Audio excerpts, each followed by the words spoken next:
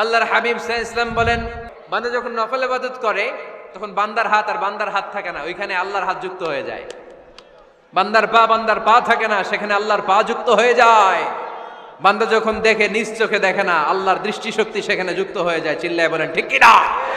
বান্দার যখন ফরজে ঘাটতি হবে, দেখো তো আমার বান্দার কোনো নফল ইবাদত আছে কিনা, ফেরেশতারা বলবে আছে। আল্লাহ বলবেন তাহলে ফরজ গুলার যেহেতু ঘাটতি, নফল থেকে কিছু এনে ফরজে বসাই দিয়ে ওগুলোর ফরজ বানায় দাও।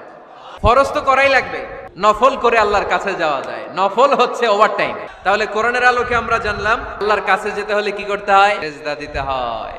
আর সুন্নাহর আলোকে আমরা জানলাম আল্লাহর কাছে যেতে হলে কি করার মাধ্যমে কাছে যেতে হয়? নফল ইবাদত করতে রাজি আছেন সবাই?